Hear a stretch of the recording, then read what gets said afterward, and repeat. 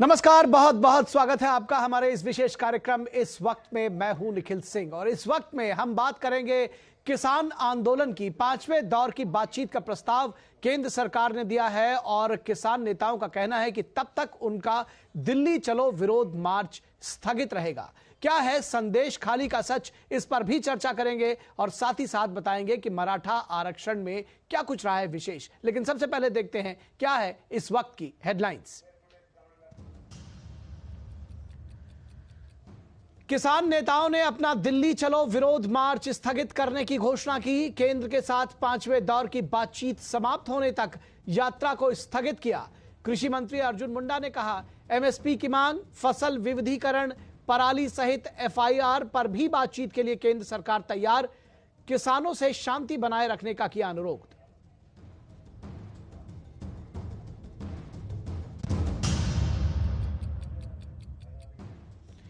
किसानों के दिल्ली कूच को लेकर सुरक्षा के पुख्ता इंतजाम। प्रदर्शनकारियों के ट्रैक्टर्स, जेसीबी मशीनों और अन्य वाहनों की वजह से गाजीपुर, गुरुग्राम, शंभू और सिंघू बॉर्डर पर भीषण जाम।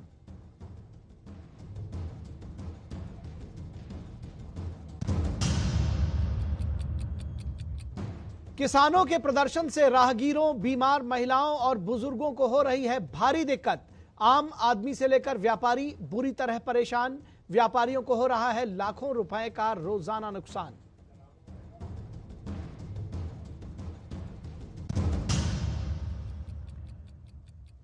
राष्ट्रीय अनुसूचित जनजाति आयोग ने संदेश खाली हिंसा पर जारी किया नोटिस। एनसीएसटी की टीम 22 फरवरी को करेगी घटनास्थल का दौरा। भाजपा नेता रविशंकर प्रसाद ने संदेश खाली की घटना शर्मनाक बताते हुए कहा, एक महिला मुख्यमंत्री अपनी पॉलिटिकल साख बचाने के लिए दांव पर लगा रही है महिलाओं की इज्जत।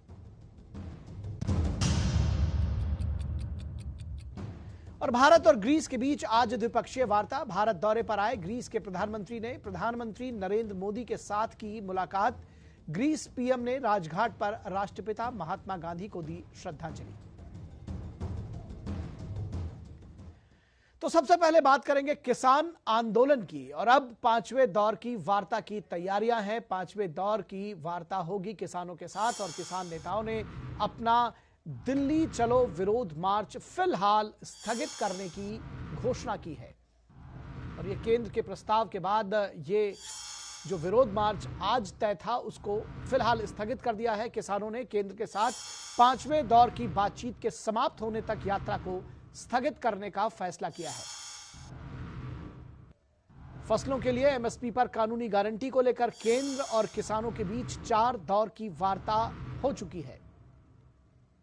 इसके बाद किसान नेताओं ने आज दिल्ली चलो विरोध मार्च शुरू करने की बात कही थी और इसके लिए उनकी अपनी तैयारियां भी थी।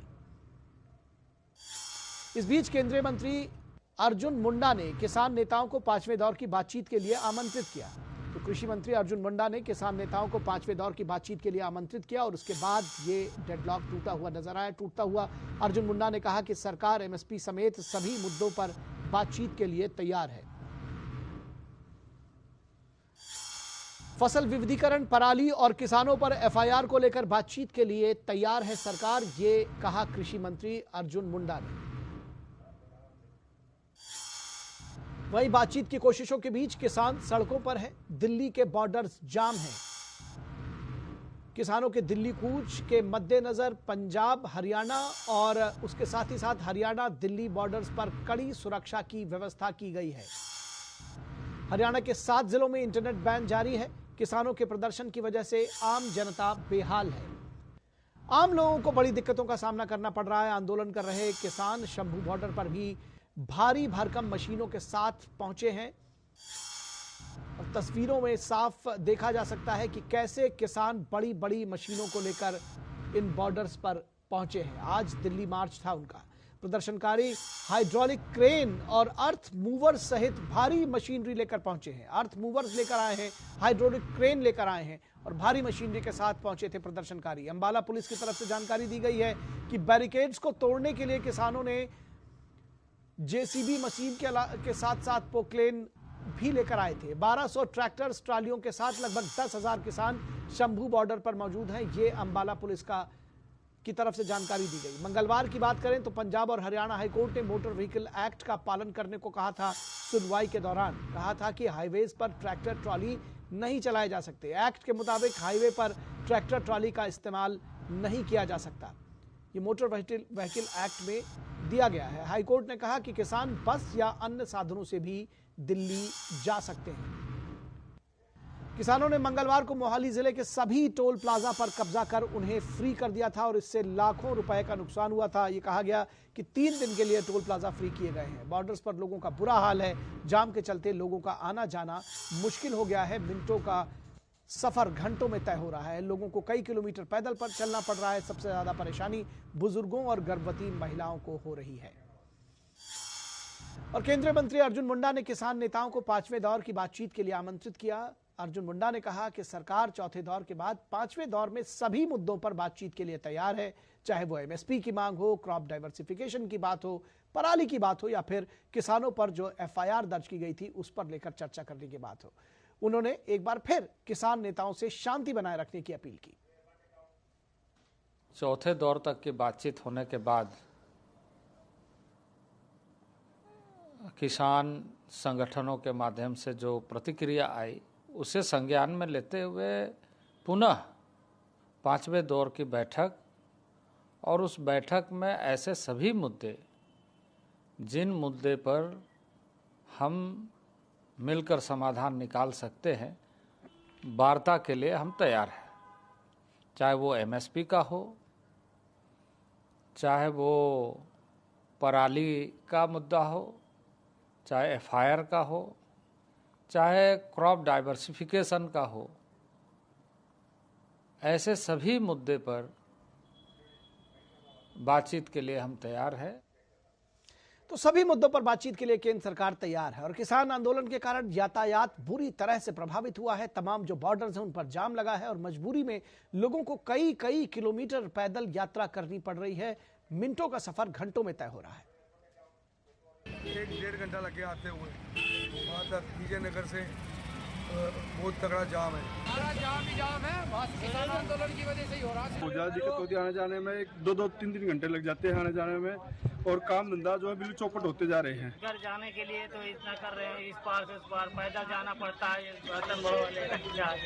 ट्रांसपोर्ट्स वाले जो है वो माल नहीं ले रहे। वो कहते हैं हमारी गाड़ियाँ नहीं आ रही तो हम कैसे गाड़ियाँ वापस भेजेंगे, और उन्होंने कईयों ने तो रेट भी बढ़ा दिया है। किसान आंदोलन के नाम पर ऐसे पब्लिक को परेशान किया जा रहा है। किसानों के नाम पर जो दूसरी मूवमेंट के लोग हैं उन्होंने परेशान कर दिया। वाइफ भारत सरकार में जॉब करती है, पहले आधे घंटे तक ऑफिस में पहुंच जाती थी। अब वो प्रेग्नेंट है, प्रेग्नेंट होने के बाद उसको 3-3, 3.5, 4 घंटे लग जाते हैं। इतनी ज़्यादा परेशान, बस पूछो मत। तो लोगों को खासी परेशानियों का सामना करना पड़ रहा है। और हमारे 2 संवाददाता हमारे साथ इस अपडेट पर हमारे साथ बातचीत करने के लिए जुड़े हुए हैं। हमारे साथ आकांक्षा सक्सेना जुड़ी हुई हैं और साथ ही साथ अनुज यादव हमारे साथ जुड़े हुए हैं। सबसे पहले आकांक्षा, आपके पास आते हैं। और ये जो 5वें दौर की वार्ता की बात कही गई है, उसके बाद जो किसानों का जो विरोध प्रदर्शन था, जो मार्च था दिल्ली चलो का, वो फिलहाल स्थगित करने की खबर आ रही है। क्या पूरी जानकारी है इस पर? जी निखिल, जब हम सुबह यहाँ पर आए थे तो तैयारी पुरजोर थी। बहुत सारे हजारों में लोग, हजारों में ट्रॉलियां यहाँ पर हैं और बहुत थोड़े टाइम के बाद हम देख पा रहे थे कि और लोग इकट्ठा हो रहे हैं। उसके बाद जब ये बात आई कि वार्ता के लिए बुलाया जा रहा है 5वें दौर की, तो उसके बाद यहाँ पर जितने भी किसान लीडर थे वो अपने लाउड स्पीकर से लोगों से आह्वान कर रहे थे कि कोई भी आगे ना बढ़े और आगे ना बढ़ने के बजाय अभी इंतजार करे। जो भी वार्ता होएगी उसका जो भी निष्कर्ष निकलेगा उसके बाद कोई भी आगे का कार्यक्रम किया जाएगा। उसके बावजूद हमने ये देखा कि कुछ लोग जो हैं हरियाणा के बॉर्डर की तरफ आगे बढ़े। उसकी वजह से जो है टीयर गैस जो है वो छोड़ी गई हरियाणा पुलिस के द्वारा। इस वक्त अगर हम कहें तो इस वक्त किसानों ने अपना जो कूच है, दिल्ली कूच जो है, उसको एक तरीके से रोक दिया है और शाम को जो वार्ता होगी उसी के बाद पता चलेगा कि किस तरीके की आगे की कार्रवाई होगी। जी, पर अगर देखा जाए तो बहुत बड़ी बड़ी मशीनें, बहुत तादाद में ट्रैक्टर, बहुत तादाद में लोग जो है यहाँ पर इकट्ठा हैं शंभू बॉर्डर पर। जी, वो हम तस्वीरों में देख पा रहे हैं। आकांक्षा, एक बात ये भी समझना चाहेंगे, आपने कहा कि ये अपील की गई थी, बड़े लाउड स्पीकर से कहा जा रहा था कि आप लोग आगे न बढ़ें, उसके बावजूद कुछ दल जरूर थे ऐसे जो कहना नहीं मान रहे थे और बॉर्डर्स की तरफ जा रहे थे, जिसकी वजह से आंसू गैस के गोले छोड़ने पड़े। तो पुलिस को अभी भी सतर्क रहना पड़ रहा है और ये भी समझा जाए कि सारे किसान जो है वो अपने नेताओं के कहने में नहीं है कहीं ना कहीं उसमें, क्योंकि ये कहा जा रहा है कि हुड़दंगियों का भी जमाव है उसमें। जी निखिल, अगर मैं आपको बताना चाहूंगी कि आज से नहीं 12 तारीख से ही पुलिस जो है वो तो अपने बॉर्डर्स जो है सील करके और वहां पर मुस्तैदी के साथ खड़ी हुई है, क्योंकि ये लोग भी यहाँ पर इस तरफ बॉर्डर के इस तरफ जो पंजाब है शंभू बॉर्डर का, वहां पर एकत्र होना शुरू हो गए थे और उससे पहले ही पुलिस ने एहतियातन बैरिकेडिंग करनी शुरू कर दी थी।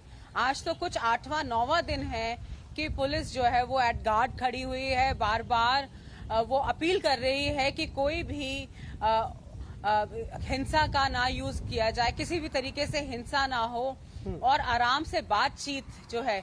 अभी तक की जो 4 दौर की जो वार्ता भी हुई है वो भी सरकार पुरजोर कोशिश कर रही है कि किसान संगठन के जितने भी लीडर्स हैं वो आके बात करें और ये मामला, ये मसला जो है बातचीत से सुलझा पाए। जी, निश्चित तौर पर शायद सभी यही चाह रहे हैं कि ये मसला जो है बातचीत से सुलझा पाए। अनुज, जब 5वें दौर की वार्ता होगी, क्या मजमून होगा उसका, किन विषयों पर वार्ता होगी और कितना उम्मीद रखी जाए इस वार्ता से कि कुछ हल निकलेगा? बिल्कुल निखिल, उम्मीद की जानी चाहिए 5वें दौर की जब वार्ता होगी तो खुले दिमाग से किसान भी सरकार की बात को समझेंगे। बिल्कुल, सरकार ने तो देखिए इस बात को पहले निखिल कई बार कहा है कि आपके जो मुद्दे हैं, आपके जो मांगे हैं, सरकार उन पर विचार करेगी। लेकिन सबसे बड़ी बात है, चौथे दौर की वार्ता में मैं चंडीगढ़ में था निखिल, एक अच्छा प्रस्ताव, एक बेहतरीन प्रस्ताव जिसको हम बोल सकते हैं, वो पंजाब और हरियाणा के किसानों को केंद्र सरकार ने दिया था और वो प्रस्ताव था फसलों के विविधीकरण का। गेहूं और धान के अलावा आप कपास की खेती कीजिए, दलहन की खेती कीजिए, मक्का की खेती कीजिए और उससे क्या होगा कि जो आज एक बड़ी चुनौती पंजाब के किसानों के सामने है, जो खेती योग्य जमीन है वो लगातार बंजर होती जा रही है, पानी का स्तर निखिल लगातार नीचे जा रहा है। किसानों को एमएसपी की गारंटी से पहले भविष्य की उन चुनौतियों पर ध्यान देना चाहिए जो आने वाले समय में खड़ी हो जाएंगी। अगर बंजर ही जमीन हो जाएगी तो फिर आखिर किसान क्या उत्पादन करेगा, कौन सी फसलों को उगाएगा। बहुत अच्छा एक प्रस्ताव सरकार ने दिया था और उम्मीद की जानी चाहिए जब 5वें दौर की बैठक होगी तो किसान इस बात को समझेंगे। दूसरे जो उनके अन्य मुद्दे हैं, सरकार ने उन पर भी कहा है कि उस पर बातचीत होगी, लेकिन कुछ ऐसे मुद्दे हैं उसमें निखिल किसानों को समझना होगा। पराली को जलाने से एनजीटी से बाहर कैसे कर सकते हैं, पर्यावरण एक बहुत बड़ी चुनौती है। दिल्ली एनसीआर के आसपास आप देखते हैं, पूरे पश्चिमी उत्तर प्रदेश हरियाणा के इलाकों में आप देखते हैं कि जब पराली जलती है निखिल, पूरा इलाका कहीं ना कहीं धुएं में घिर जाता है, लोगों को सांस लेने में दिक्कतें होती हैं। तो पराली को एनजीटी से बाहर कराना क्यों चाहते हैं किसान, जबकि उसके लिए कई ऑप्शन सरकार ने दिए हैं, तो निश्चित तौर पर उनको अपनाना चाहिए। दूसरी बात है कि वो कहते हैं कि जो कर्जा है उसको माफ कर दें। चलिए, सरकार इस बारे में एक बार सोच सकती है। वो कहते हैं कि जो मीटर लगे हैं मीटर को हटा दीजिए। कुछ ऐसी मांगे हैं जो किसानों को समझनी पड़ेंगी। बदलते समय के साथ बदलती कृषि व्यवस्था को उन्होंने अपनाना पड़ेगा निखिल। जी, निश्चित तौर पर तो खुले दिमाग के साथ में केंद्र सरकार एक बार फिर उसने प्रस्ताव दिया है। कृषि मंत्री का स्टेटमेंट आप सब लोगों ने सुना और जैसा अनुज आप कह रहे हैं कि किसानों को भी समझना पड़ेगा कि एक बेहतर इंटरेस्ट के लिए और सभी के इंटरेस्ट के लिए इस बात को समझने की जरूरत है। आकांक्षा, बहुत धन्यवाद और अनुज आपका भी धन्यवाद हमारे साथ जुड़ने के लिए और इस बातचीत के लिए, अपडेट के लिए। फिलहाल रुकेंगे एक छोटे से ब्रेक के लिए, कहीं मत जाइएगा क्योंकि ब्रेक के बाद जब वापस लौटेंगे तो बात करेंगे कि एमएसपी की गारंटी पर सियासत भारी है।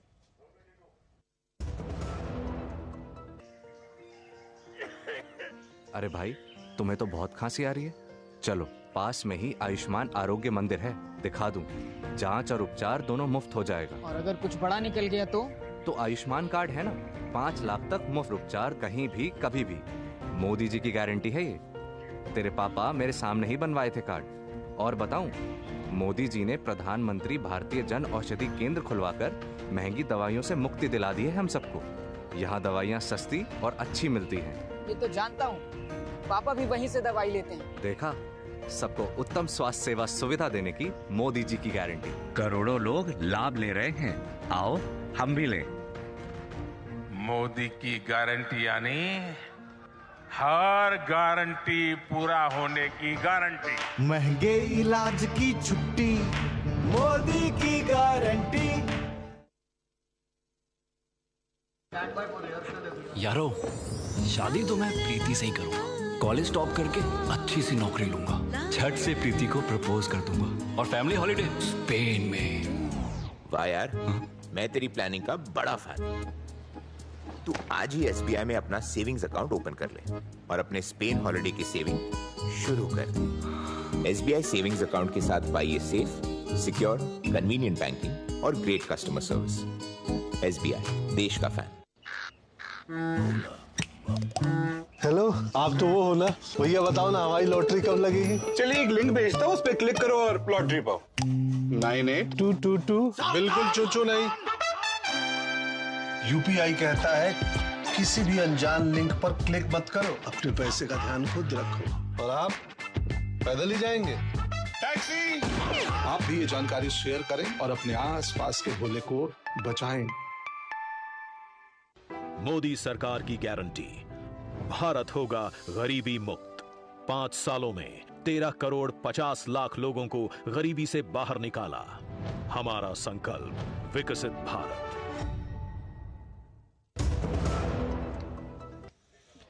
स्वागत है आपका ब्रेक के बाद। और MSP की गारंटी पर सियासत भारी, किस तरह से इसको समझने की जरूरत है और इसको समझने की कोशिश करते हैं। किसान नेताओं ने अपना दिल्ली चलो विरोध मार्च स्थगित करने की घोषणा की है। ये खबर हमने आपको विस्तार से बताई है कि 5वें दौर की वार्ता के बीच में किसान नेताओं ने दिल्ली चलो विरोध मार्च स्थगित करने की घोषणा की है कि जब तक 5वें दौर की वार्ता पूरी नहीं हो जाती ये विरोध मार्च आगे नहीं लेके जाएंगे। उन्होंने कहा केंद्र के साथ 5वें दौर की बातचीत के समाप्त होने तक यात्रा को स्थगित किया है। केंद्र सरकार के नए प्रस्ताव पर किसान संगठनों ने विचार करने का भरोसा दिया है और केंद्र सरकार ने कहा है कि वो इन सभी विषयों पर, चाहे वो पराली की बात हो, चाहे फसल विविधीकरण की बात हो, सभी पर बातचीत करेगी। ट्रैक्टर, ट्रॉली, JCB, पोकलेन जैसे भारी मशीनों के साथ किसान संगठन आगे बढ़ने को तत्पर हैं। फिलहाल इस मूवमेंट पर रोक उन्होंने फौरी तौर पर लगाया है। हरियाणा पुलिस, पंजाब पुलिस से इन भारी मशीनों को हटाने और प्रदर्शनकारियों को हटाने का उसने आग्रह किया है। हरियाणा पुलिस ने यह आग्रह पंजाब पुलिस से किया, लेकिन पंजाब पुलिस का अपेक्षाकृत सहयोग नहीं है और हरियाणा पुलिस को आंसू गैस के गोले भी छोड़ने पड़े हैं। तो ये सभी जानते हैं कि समाधान बातचीत से होगा, फिर प्रदर्शनकारियों का ये हुड़दंग क्यों? और इस तरह की जो भारी मशीन जिसको कहते हैं कि लगभग बख्तरबंद गाड़ियों की तरह का ये जो इंतजाम है, आखिर क्यों? चौथे दौर की वार्ता में केंद्र सरकार ने धान, गेहूं के अलावा 5 फसलों पर MSP का दिया था प्रस्ताव। सहकारी समितियों से कपास, मक्का, अरहर और मसूर खरीद का मिला था प्रस्ताव। संयुक्त किसान मोर्चा दिल्ली कूच में शामिल नहीं है, कुछ संगठनों ने इसको मुद्दा बनाया है। तो संयुक्त किसान मोर्चा इस कूच में शामिल नहीं है, लेकिन कुछ संगठन जरूर शामिल है। डाइवर्सिफाइड फसल से सुरक्षित होगी खेती, बढ़ेगा भूजल स्तर। पंजाब सरकार ने भी इसको हाँ कही थी, लेकिन किसान संगठनों को 23 फसलों की गारंटी और कर्ज माफी से कम नहीं है मंजूर। पंजाब में फ्री बिजली के कारण भूमि से अत्यधिक पानी का दोहन किया जा रहा है। तो जो ग्राउंड लेवल का नीचे का पानी है वो लगातार कम हो रहा है। फर्टिलाइजर के बेजा इस्तेमाल से भूमि हो रही है बंजर, फसल की संभावना हो रही है कम। जो क्रॉप प्रोडक्शन है वो भी प्रभावित हो रही है और जमीन बंजर हो रही है। हर साल देश को दलहन के आयात में करोड़ों रुपए खर्च करने पड़ते हैं। दलहन में आत्मनिर्भर होने से देश के फॉरेन एक्सचेंज पर कम होगा बोझ। लेकिन चुनाव के वक्त तेज हुई है MSP की गारंटी की मांग। तो ये भी समझने की जरूरत है। मोदी सरकार 23 फसलों पर दे रही है एमएसपी। हर साल एमएसपी में होती है वृद्धि। देश में 2% किसानों के पास 2 एकड़ से ज्यादा भूमि है। छोटे किसानों को नहीं उपलब्ध है मंडी। मोदी सरकार की कृषि योजनाओं ने कृषि क्षेत्र में बढ़ाई है उम्मीदें। लगातार एक के बाद एक कृषि किसान कल्याण की योजनाएं लेकर आई मोदी सरकार, लेकिन सियासत के जरिए इन योजनाओं को बताया जा रहा है नाकाफी। विपक्ष किसान आंदोलन को ठहरा रहा है जायज, लेकिन समाधान के लिए उसके पास नहीं है कोई आइडिया। और केंद्रीय मंत्री पीयूष गोयल ने किसान प्रतिनिधियों के साथ चौथे दौर की बातचीत के विषय में बताया था कि भारतीय कपास निगम एमएसपी पर कपास की फसल खरीदने के लिए किसानों के साथ 5 साल के समझौते का प्रस्ताव के साथ आया है। जो किसान अपना क्रॉप डाइवर्सिफाई करके या तो तूर दाल बनाए, उड़द दाल बनाए, मसूर की दाल बनाए या मक्का बनाए, उनको 5 साल के लिए एक कॉन्ट्रैक्ट करके एनसीसीएफ और नैफेड गारंटी करेगा कि अगले 5 साल तक जो भी क्रॉप डाइवर्सिफाई करके ये 4 प्रोडक्ट्स बनाएगा, 4 उत्पादन खेती के करेगा, उसको ये संस्थाएं एमएसपी पर खरीदेगी। कोई क्वांटिटी की लिमिट नहीं होगी। एक पोर्टल बनाया जाएगा। और कांग्रेस अध्यक्ष मल्लिकार्जुन खड़गे ने कहा है कि वे किसानों के साथ हैं, उनकी उचित मांगें पूरी होनी चाहिए। उन्होंने कहा कि फसलों को कानूनी गारंटी देना हमारे चुनावी घोषणा पत्र का भी हिस्सा होगा। हम लोग उनका साथ दे रहे हैं और हम खुल के बात कर रहे हैं कि गवर्नमेंट उनके जो डिमांड्स है, रीजनेबल डिमांड्स, उसको मानना चाहिए। और हम खुद भी हमारे इलेक्शन मैनिफेस्टो में भी ये कहने वाले हैं कि एमएसपी ये लीगल गारंटी करना चाहिए। सभी क्रॉप्स को नहीं कर सकते, लेकिन जो एसेंशियल कमोडिटीज है वो उसको हम कर सकते हैं। ये हमारा मुद्दा है। हम ऑलरेडी फर्स्ट इसमें हमने घोषणा की है।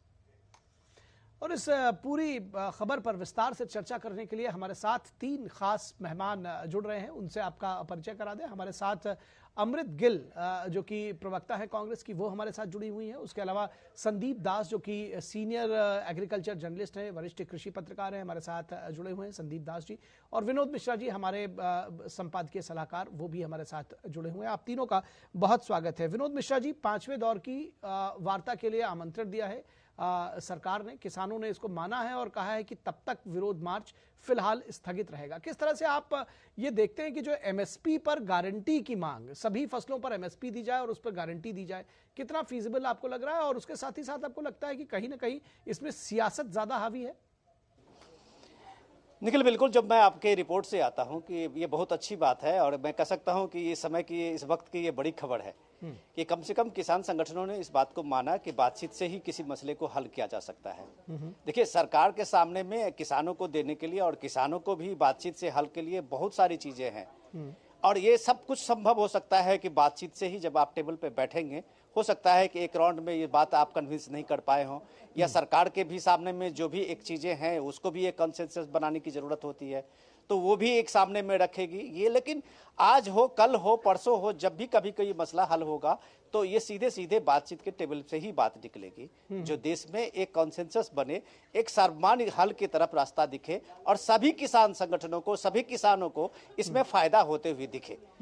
लेकिन सबसे बड़ा सवाल तो यही है, जब आप कहते हैं कि सियासत इस एमएसपी पे कितनी भारी है, तो अभी आप देख लीजिए कि पंजाब में क्या हो रहा है। पंजाब में कांग्रेस के अध्यक्ष जो बाजवा साहब हैं, वो सीधे सीधे मान सरकार पे आरोप लगा रहे हैं कि जब ये सरकार में पिछली बार आए थे तो उस समय उन्होंने इलेक्शन में ये इस बात की घोषणा की थी कि हम 22 फसलों पे एमएसपी की गारंटी देने जा रहे हैं। ये सरकार हमारी बनते ही हम 22 फसलों को एकदम पूरी हमारी गारंटी होगी और उसको हम खरीदेंगे। और हालत क्या हुई कि वो एक भी फसल नहीं खरीद पाए। जो किसान को मिल रहा था एफसीआई से, वहां पे प्रोक्यूरमेंट हो रहा था भारत सरकार से, वही तक सीमित रहा। यही बात कांग्रेस के आप दूसरे स्टेट में देख लीजिए। सवाल ये है कि मार्केट किसी की चीज की कीमत तय करती है।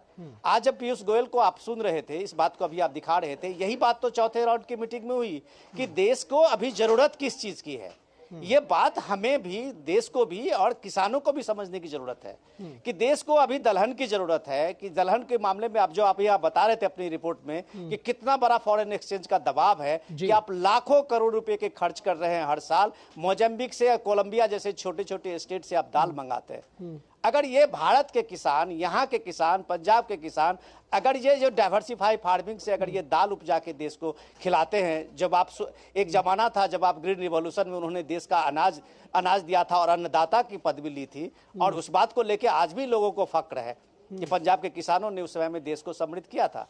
तो उसको आज की तारीख में जरूरत है कि दलहन के मामले में भी वो समृद्ध करे, न कि वो ट्रैक्टर लेके, ट्रॉली लेके और बड़ी बड़ी मशीन लेके अगर वो दिल्ली कूच की बात कहते हैं और वो सरकार पे दबाव बनाने की बात करते हैं, तो आप कह सकते हैं कि ये सियासत में ये दबाव तो कम से कम मोदी सरकार पे देने या किसी भी सरकार पे वो दबाव से ज्यादा जरूरत है बातचीत से और अपने पॉइंट को कन्विंस करने। बिल्कुल, ये तो क्योंकि ये बात सभी मान रहे हैं कि आखिर जो बातचीत से ही कोई हल निकलेगा। संदीप दास जी, एक बात आपसे समझना चाहेंगे कि ये जो एमएसपी पर गारंटी की बात, सभी फसलों पर एमएसपी दी जाए, सब पर गारंटी दी जाए, किस तरह से ये संभव है, कितना फीजिबल है? क्योंकि अभी आपने विपक्ष के नेता को भी सुना, कांग्रेस के नेता खड़गे साहब वो भी कह रहे थे जो रीजनेबल मांगे हो वो मानी जाए। कितना रीजनेबल है इसमें जो तमाम सारी चीजें हैं? एक छोटा सा मैं आंकड़ा देना चाहता हूँ। जो एमएसपी का जो 22-23 फसलें हैं जो commission for agriculture cost price declare करती है हर साल एमएसपी, उसका production is 28% of total agriculture production. तो भारत में जो फ्रूट्स वेजिटेबल प्रोडक्शन होता है फिर से मिला के ये जो एमएसपी फसलें बस 28% है जी। दूसरी बात ये कि जो एमएसपी, मुझे ये सियासत वाला थोड़ा सा मैं कमेंट कर दूं कि पंजाब हरियाणा में जो 100% प्रोक्योरमेंट होता है राइस व्हीट, वहां एमएसपी का सवाल कहाँ आ रहा है? एमएसपी का प्रोक्योरमेंट होता है। सवाल वो आ रहा है कि आज फूड कॉर्पोरेशन ऑफ इंडिया के पास आज फूड कॉर्पोरेशन 2.5 टाइम्स राइस पड़ा हुआ है, उसको ओपन मार्केट सेल नहीं पा रहा है। क्योंकि पंजाब का क्या हुआ है, पराली का विषय में आप पिछले वाला बात किया था, ये जो परमल राइस है, जो नॉन बासमती राइस, कोई बासमती राइस की बात नहीं हो रहा है, non basmati rice water intensive है, इसका प्रोडक्टिविटी बहुत हाई है। बट ये मैं एक चीज पूछना चाहता हूँ, क्या पंजाब का फार्मर खुद खाते हैं ये वाला राइस? खुद नहीं खाते, सब एफसीआई को दिया जाता है, वो पीडीएस के थ्रू हो जाता है, और उस राइस के वजह से सारा जो environmental pollution, ground water pollution. तो डाइवर्सिफिकेशन जो प्लान गवर्नमेंट ने प्रेजेंट किया है 5 साल का, ये क्वाइट रिबल है और लीगल गारंटी कोई दे ही नहीं सकता है, क्योंकि बहुत कॉम्प्लिकेशन है और ये रूल्स के हिसाब से भी क्या सेंटर के पास अधिकार है एसएमएसपी का लीगल करने के लिए? और अगर लीगल गारंटी हो भी गया तो कोई प्राइवेट सेक्टर बाय नहीं करेगा अल्टीमेटली, क्योंकि ये सब बहुत कॉम्प्लेक्स है। क्योंकि मैं एक चीज बता, 2004 में तो स्वामीनाथन कमीशन आया था जी, तब सरकार क्यों नहीं की इमीडिएटली? क्योंकि सरकार जानती है, तमाम सरकार जानती है, बहुत कॉम्प्लेक्स इशू है ये। लीगली गारंटी किसी तो 22 फसल क्यों, पूरा फसल को लीगल गारंटी दो। और लास्टली मैं बताना चाहता हूं कि जो एलाइड सेक्टर है, दूसरे सेक्टर में फास्टेस्ट ग्रोइंग है। सीरियल सेक्टर स्टैग्नेट हो रहा है, ऑयल सीड पल्सेस, ये फास्टेस्ट ग्रोइंग सेक्टर है। तो उसका वो तो कोई एमएसपी नहीं है, बिना एमएसपी का जा रहा है। फिशरीज देखिए, पोल्ट्री देखिए, फ्रूट्स एंड वेजिटेबल देखिए, कोई एमएसपी नहीं है, तो फास्टेस्ट ग्रोइंग सेक्टर है उस सब सेक्टर। तो ये डाइवर्सिफाई आज नहीं तो कल आपको करना ही पड़ेगा। जी बिल्कुल, डाइवर्सिफाई करना पड़ेगा और उसकी ही बात लगातार कही जा रही है। सैद्धांतिक रूप से सहमत है, लेकिन उस पर आगे बात नहीं बन रही है। फिलहाल अमृत जी, आपसे समझना चाहेंगे कि जिस तरह से अभी आपने मल्लिकार्जुन खड़गे साहब को सुना, वो कह रहे हैं कि जो रीजनेबल मांगे हों वो मानी जाए। अनरीजनेबल मांगे क्या है, एक तो ये बताएं, और कम से कम इस बात को आके कह सके कि ये मांगे फीजिबल नहीं है। क्योंकि इसके पहले भी जब ये कहा जा रहा है कि भाई स्वामीनाथन आयोग की रिपोर्ट तो बहुत पहले आ गई थी और आपके ही मंत्रियों ने सदन में खड़े होकर कहा था कि ये लागू करना फीजिबल नहीं है, तो अब कैसे ये फीजिबल होगा? और किसानों के साथ खड़ा होना क्यों ना इसको सियासत माना जाए?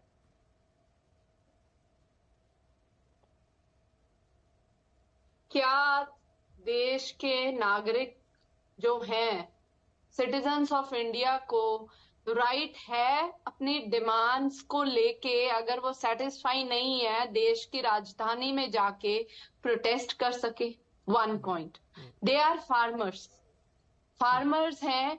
पहले 13 महीने पीसफुली उन्होंने प्रोटेस्ट किया, दिल्ली के बॉर्डर्स पे बैठे, बार बार मीटिंग्स चली, डिस्कशंस हुआ। अल्टीमेटली गुरुपुरब के दिन प्रधानमंत्री ने कहा कि मैं आपकी डिमांड सारी मानता हूं, आप अपने घर जाइए और इस पे हम काम करेंगे।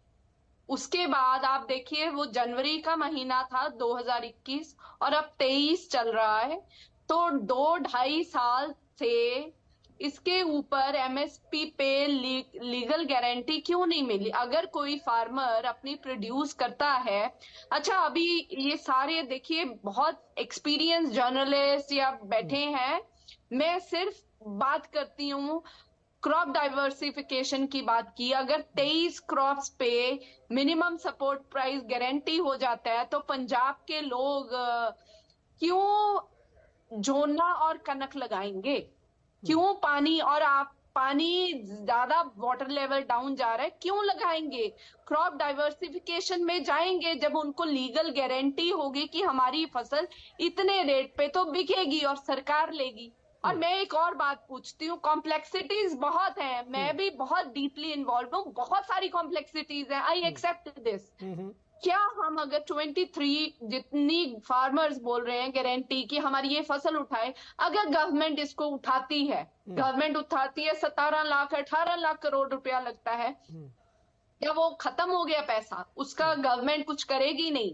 फर्दर प्राइवेट प्लेयर्स, उसको खाना तो सभी ने है ना, जिंदा रहने के लिए रोटी जरूरी है। ठीक है, आपके सवाल का आपके सवाल जी सर एक minute please, let me complete, है ना, इट्स अ हम्बल रिक्वेस्ट। रोटी जरूरी है, दाल जरूरी है, फार्मर।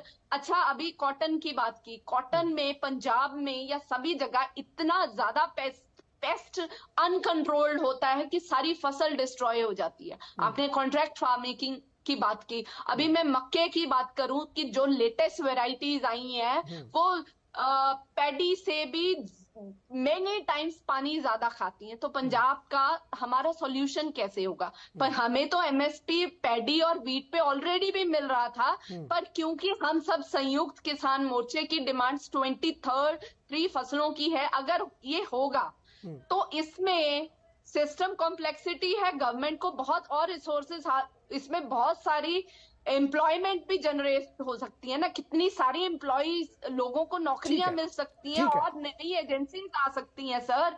तो फार्मर्स हैं, हमारे लिए अन्न उगाते हैं, हमारे अन्नदाता हैं, और क्यों हमने बैरिकेड्स लगाए? क्यों हम यही सवाल तो कहा जा रहा था कि ये सारी बातें तो ये सारी बातें अमृत जी 2009 से 2014 के बीच में क्यों नहीं पूरी कर दी गई थी? स्वामीनाथन आयोग की रिपोर्ट तो पहले आई थी। दूसरी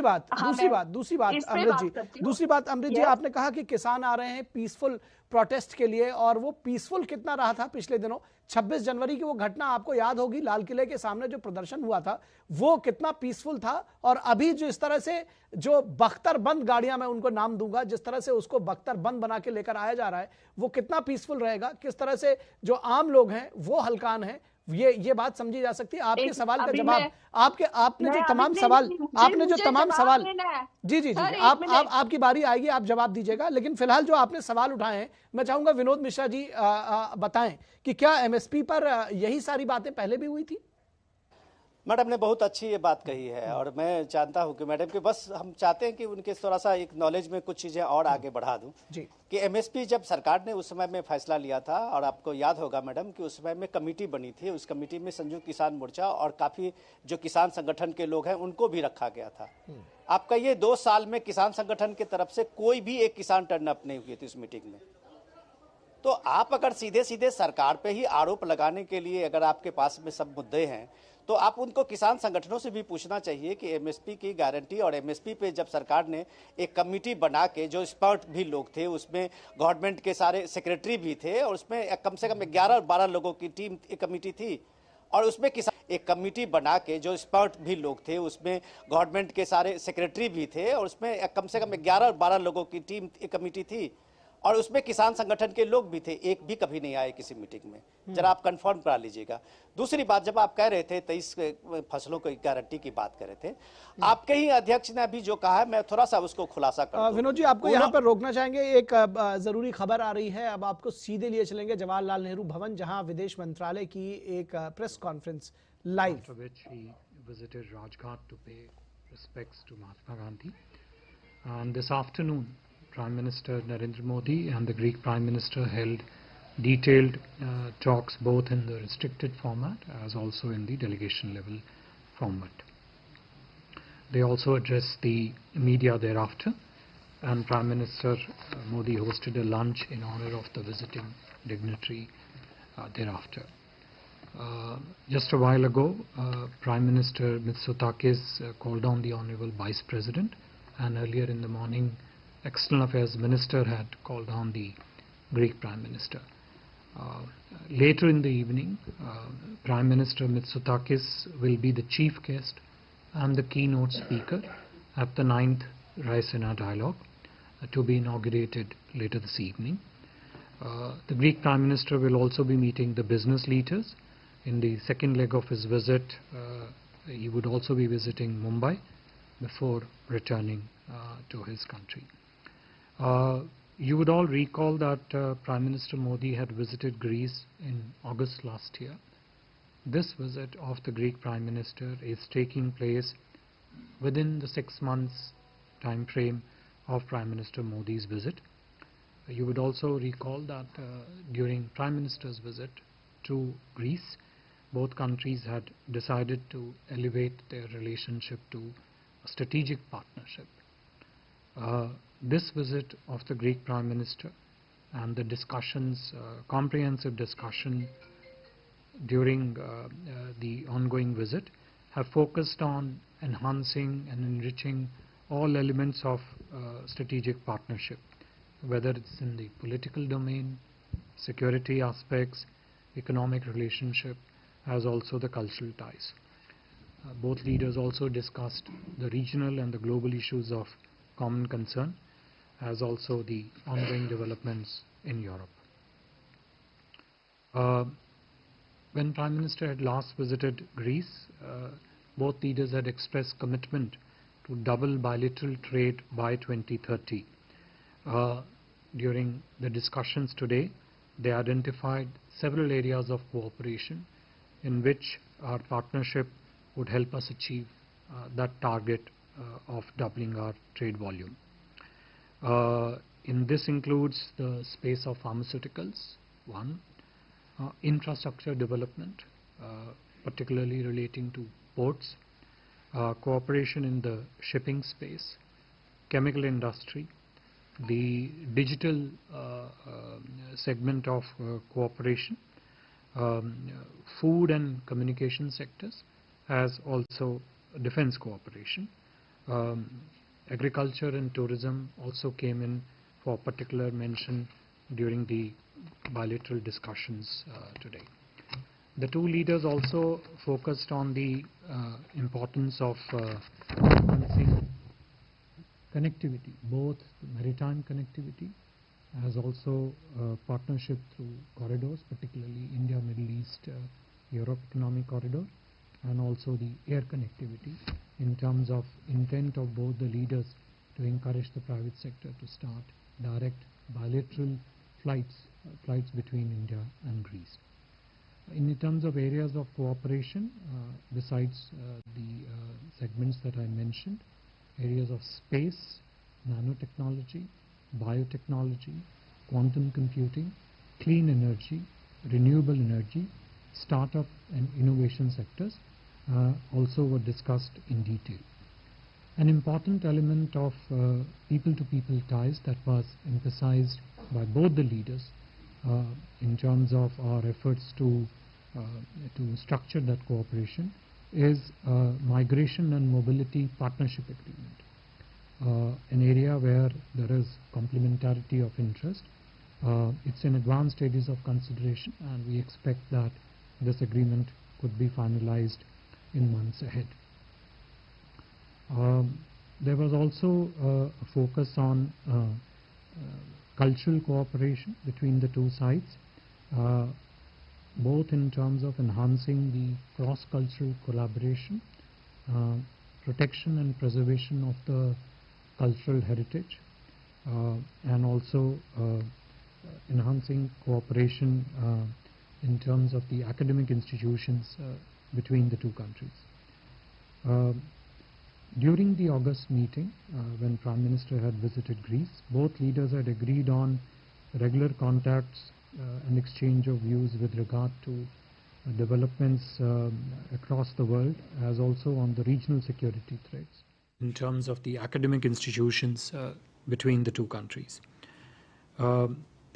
During the August meeting, when Prime Minister had visited Greece, both leaders had agreed on regular contacts and exchange of views with regard to developments across the world, as also on the regional security threats, particularly in the Eastern Mediterranean and also in the Indo-Pacific regions. As a follow-up to those decisions during the August visit, the two national security advisors have subsequently met and are progressing their conversation on matters of security interest between the two countries, as also how they impact both countries based on the developments elsewhere in the region. Both leaders reinforced their commitment to build, in this regard, the partnership in the Mediterranean Sea, as also in the Indo-Pacific. As I mentioned, they also exchanged views on how to build our cooperation in the context of India, Middle East, Europe Economic Corridor. Prime Minister Mitsotakis also conveyed the decision by Greece to join the Indo-Pacific Ocean initiatives led by India. The two leaders also exchanged their common concern with regard to challenge of terrorism and condemned terrorism in all its forms and manifestations. On the climate change action, the Greek Prime Minister underlined the importance of India's leadership in the International Solar Alliance. Prime Minister Modi also highlighted the work that India is doing and scope of building partnership with Greece insofar as the alliance of the CDRI is concerned. This is the coalition of disaster resilience. Besides the discussions between the two leaders, several MOUs and understandings have also been arrived separately between the private sectors as also between the think tanks of the two countries.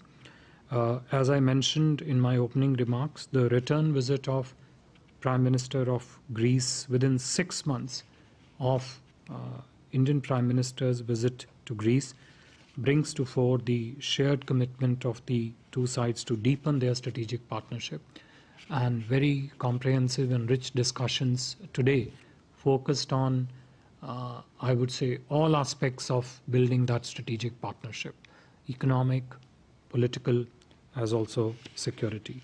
I'll stop here and take questions if there are any. Start here. Shruti. Sir, Shruti Ranjan from Bloomberg. So you mentioned about IMEC, port infrastructure figuring in the Prime Minister's, the leaders' discussion.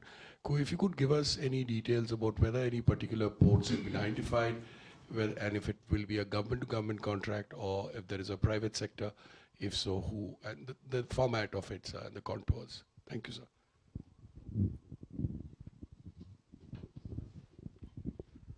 Hello, Foreign Secretary. I'm Siddhant from CNN News 18. Sir, Prime Minister of Greece, in his remarks, said that Indian companies are investing in Greece. If you could perhaps elaborate the sectors in which Indian companies are investing, and has the investment that Prime Minister of Greece spoke about, they've started or the talks are going on? Thank you.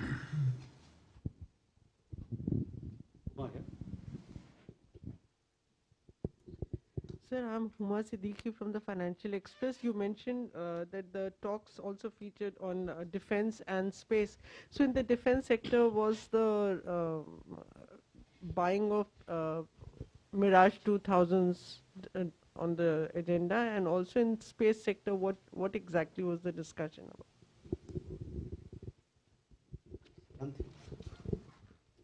So Siddhant from Vion, were there any discussions on specific ports? The Piraeus port, was there talks between the two sides?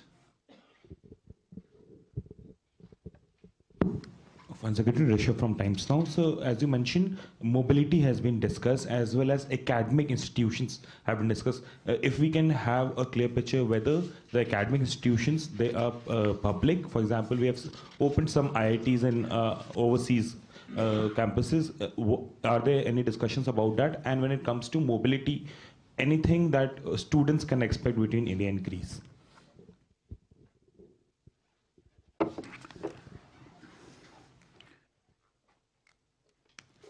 So with regard to the India, Middle East, Europe corridor, the discussions were not limited to identifying the segments in which the partnership would take place. The discussions took place in the larger context of stronger connectivity between India and Greece, and to look at all possible options that would strengthen this connectivity. India, Middle East, Europe economic corridor is one such corridor that would strengthen this connectivity, and given the importance, the strategic importance that Greece holds in terms of its location, its importance and the manner in which Greece could partner with IMEC corridor was discussed. Going forward, as the specifics of this will get fleshed out, naturally it would have to focus on the ports, which would form part of such its connectivity with this corridor. It would also have to look at the enabling provisions which happen through G2G agreements, and naturally there will have to be a private sector partnership also in these things. So I don't think the discussions were not in an exclusive frame of reference, that this is excluded, this is included. It was all encompassing, with the direction being positive and comprehensive. With regard to the investments reference by the Greek Prime Minister, a significant Indian business presence is already there in Greece. So whether you take the field of pharmaceuticals, or you take the field of chemicals, or you take the field of infrastructure, these are the areas in which Indian companies already have a strong economic presence in Greece. The two leaders, and that is perhaps also the intent behind the strong business delegation accompanying the Greek Prime Minister, the two leaders identified new areas in which this economic presence could be built. I mentioned to you the startup and the innovation sector. I mentioned to you the quantum part. I mentioned to you the nanotechnology and the microelectronics. So, for example, microelectronics and nanotechnology and the quantum computing, there is a fair bit of strong presence of institutions relating to these sectors in Greece. The main objective of the discussion was how does the institutions in both the countries, both the private sector as also the government, come together to leverage cooperation in these sectors. Biotechnology is another area which featured, both in terms of commercial cooperation as also G2G cooperation. Similarly, tourism, as I mentioned to you.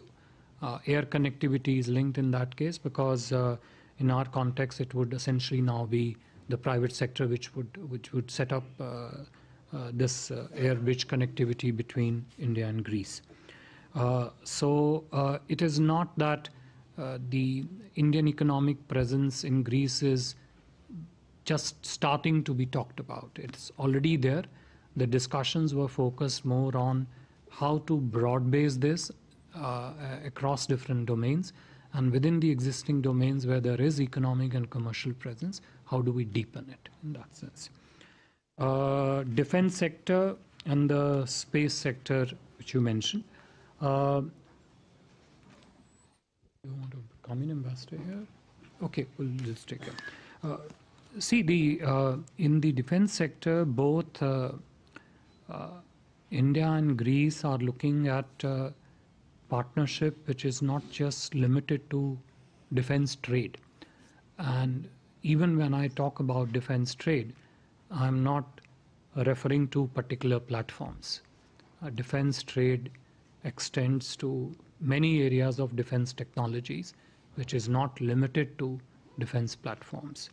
So, for example, there are many parts of defense industrial supply chains where there could be trade relationship between the defense industries of the two countries. You heard Prime Minister say in his press remarks that co-production and co-designing in many areas of defense industrial technology could be an important element of partnership. You would also be aware that Greece uses same aviation platforms that are employed by the Indian Defence Forces also. Clearly, the interoperability and those commonality of the platforms enables defense force to defense force collaboration.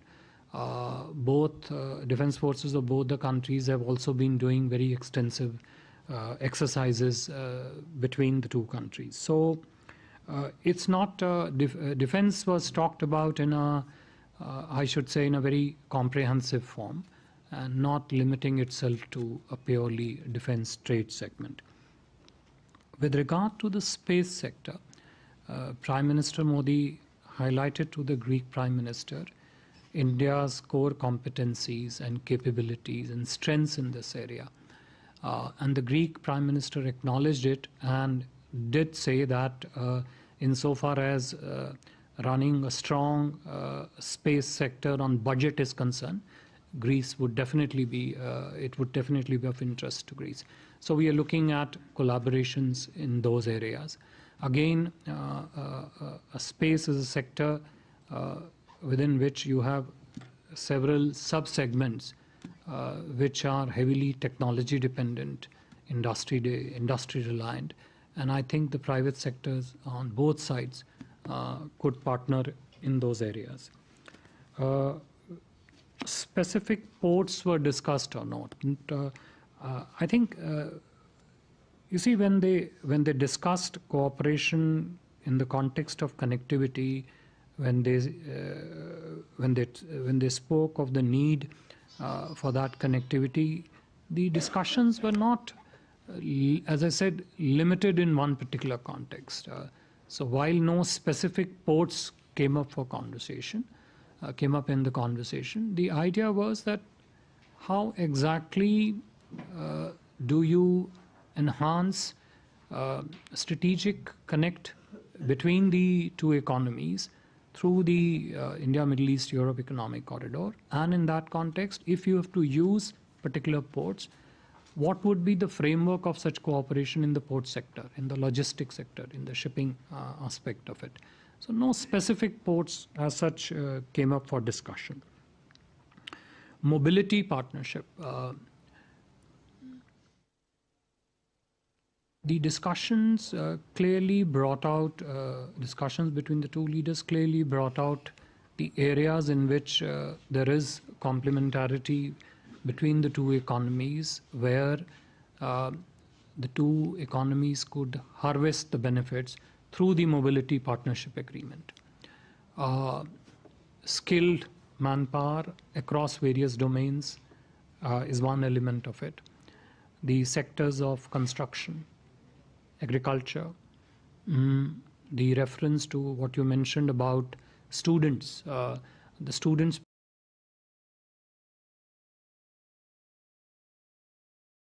per se didn't come up, but as and when the university linkages between the two countries get strengthened, and as more and more Indian students, for example, were to travel to Greece to study, then the post-study placement of the students and how they connect with the domestic economy and their presence in the country, those would hopefully all get covered in the mobility partnership agreement. I must mention that agreement is still under negotiation. It has not been finalized. So I at this stage cannot identify for you the specific segments that will be covered. but you heard about it in the remarks by the Greek Prime Minister, and this also was a very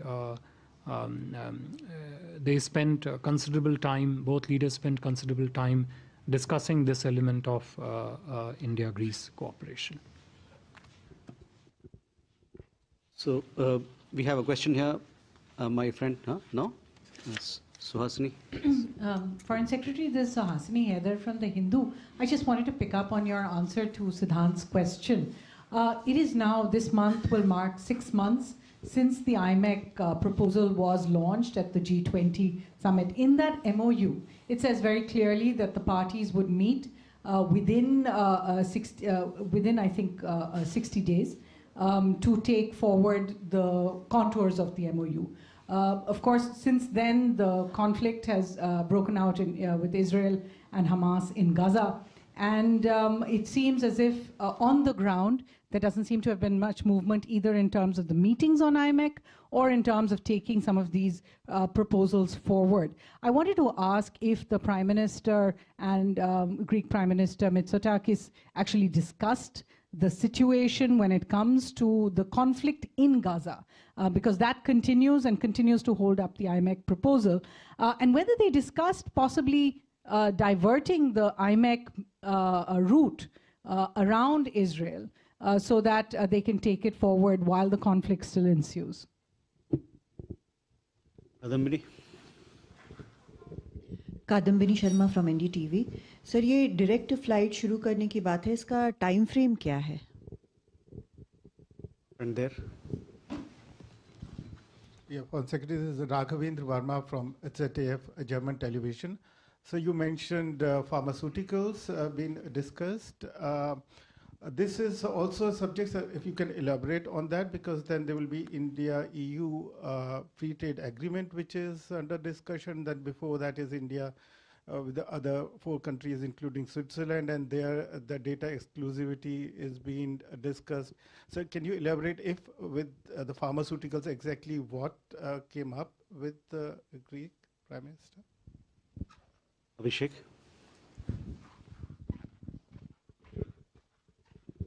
Hi, sir. Abhishek Jha from CNN News 18. My question is regarding this direct air connectivity. 6 months ago, also the 2 leaders had talked about it, and so could you give us some timeline as to when we can expect there will be some direct flight between India and Greece? And there. Hello, sir. This is Vishu from ANI. Sir, in higher education sector, can we expect any participation from Greek universities? Can we expect any campus of Greek universities here or vice versa?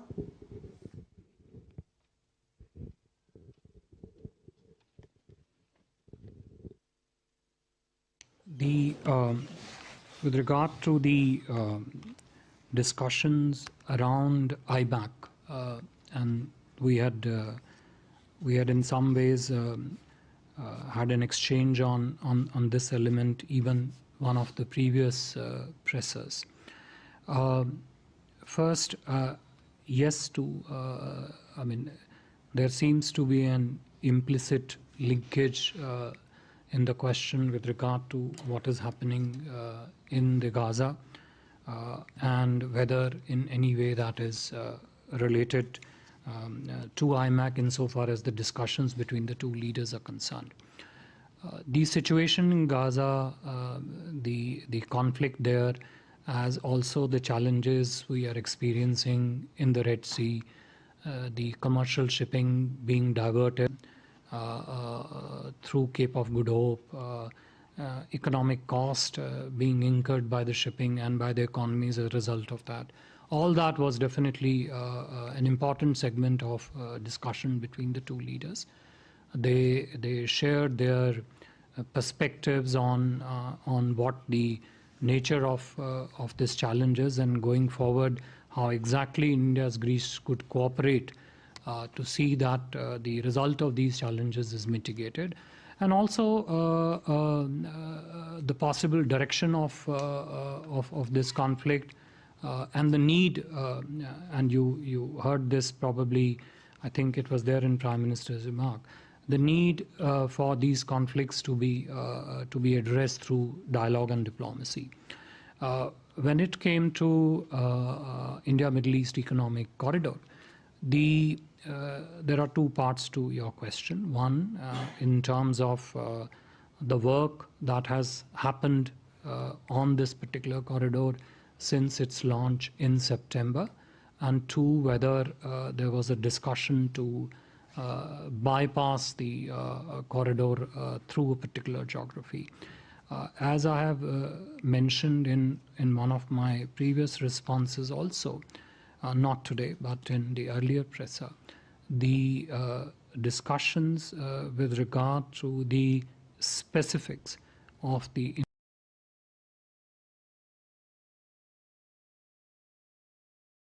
individual segments of the IMEC corridor, whether these are segments relating to the railways, segments relating to the shipping, segments relating to putting the logistic standards that will operate in the corridor, they have been progressing very strongly and very robustly in the months since the launch. I'm sure you would have closely followed a couple of MOUs which were signed during Prime Minister's recent visit to the UAE between the RITES and the Abu Dhabi ports companies. Some of them do have a linkage to how they would network with the IMEC corridor. Insofar as the alignment of the IMEC corridor is concerned, that remains unchanged as of now. Thank you. Direct flight की समय सारणी, देखिए ये direct flights दोनों देशों के बीच में अब तो भारत में जो इस समय परिप्रेक्ष्य है वो प्राइवेट सेक्टर द्वारा चलेगी. दोनों सरकारों का ये प्रयास है कि निजी क्षेत्र की जितनी एयरलाइंस हैं उनको don't get the pharmaceutical part as connected to data connectivity that you mentioned about India and Europe. But restricting myself to the pharmaceutical sector, this is an area which is already of substantial cooperation between India and Greece. And the idea is to broad base this cooperation further within the field of pharmaceutical, extend it to different segments of generics within this, perhaps extend it to the APIs if required. Trade is already a strong component of it, but also bring in the manufacturers in the field of pharmaceuticals. I don't think the cooperation that we are doing with Greece in the pharmaceutical space has anything directly to do with the current ongoing discussions with the European Union on FTA or other elements. When those negotiations advance, when those discussions advance, then the questions of pharmaceutical we'll see how they come up there.